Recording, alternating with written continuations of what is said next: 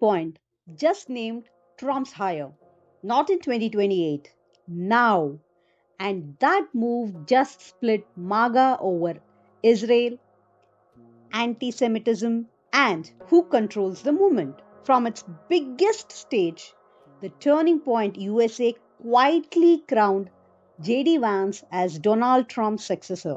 In next few minutes, here's why that endorsement changes 2028 and why JD Vance may already be trapped in a session war MAGA cannot fight without breaking itself. At AmericaFest in Phoenix, the first major turning point event since Charlie Kirk's assassination, Erika Kirk walked out and made the subtext explicit. She told thousands of young conservatives, quote, "We are going to get my husband's friend JD Vance elected for 48 in the most resounding way possible." That's not just a nice line, that's a session claim. Turning Point helped elect Donald Trump in 2026 and mobilize an army of volunteers and the campus characters across the country. When Erika Kirk names Vance from that stage, she's telling the MAGA youth base, this is the future. And she's not alone.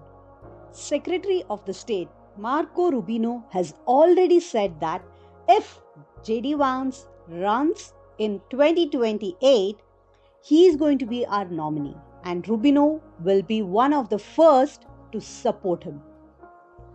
Trump himself has called Vance and Rubio great options for the next presidential race, even joking that if they were ever teamed up, they would be unstoppable.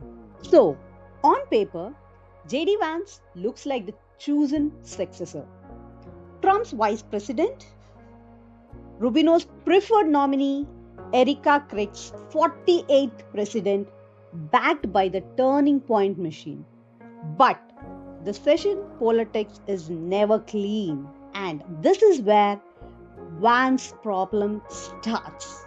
At AmericaFest, Vance closed the conference with a cultural war key quote.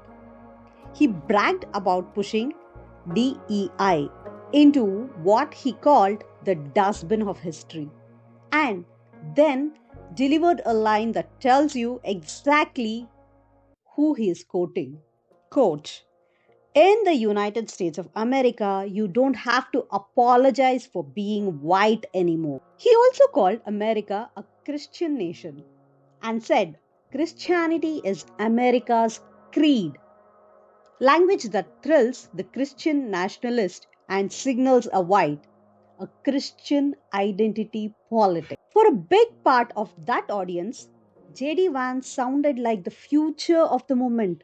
For another part, he sounded like someone playing the ideological fire. Because underneath that speech, the MAGA coalition is splitting over Israel and anti-Semitism. At the same conference, conservatives argued over whether to excommunicate figures like Nick Fuentes, a white podcaster whose follower says they are fighting to preserve a white Christian America and who pushes anti-Semitism conspiracy theories. Ben Shapiro warned about charlatans and grifters cozying up to Fuentes and other extremists and criticized Tucker Carlson for giving them a friendly platform. Carlson pushed back saying the talk of a Republican civil war is fake,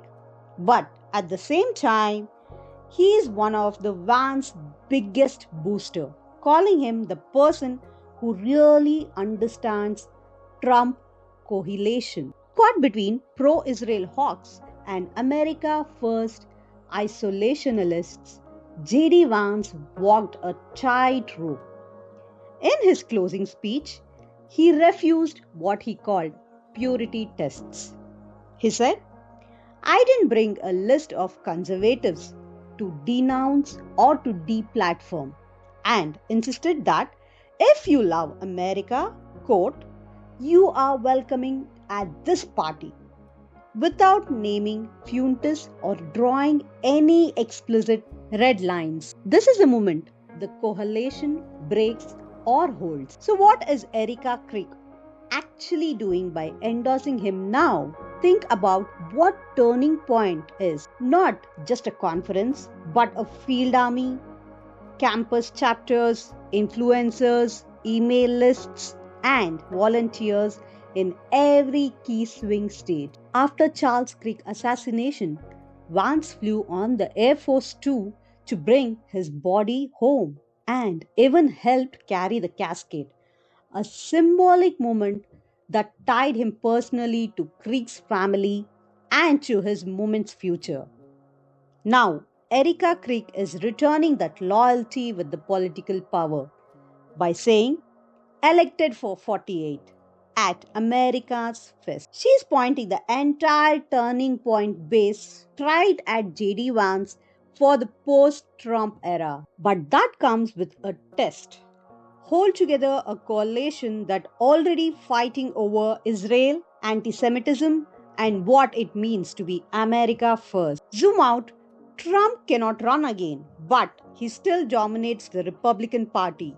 The real question inside the MAGA is, who gets the missionary when he exits the screen? If JD Vance keeps the Turning Point machine, reassures pro-Israel conservatives, and still keeps the isolationist Fuentes adjacent wing from revolting, he becomes the front runner to be the 48th president. But if he keeps dogging hard lines on anti-Semitism and Israel, he risks losing both sides at once. The hawks who want clear moral boundaries and the radicals who want no boundaries at all.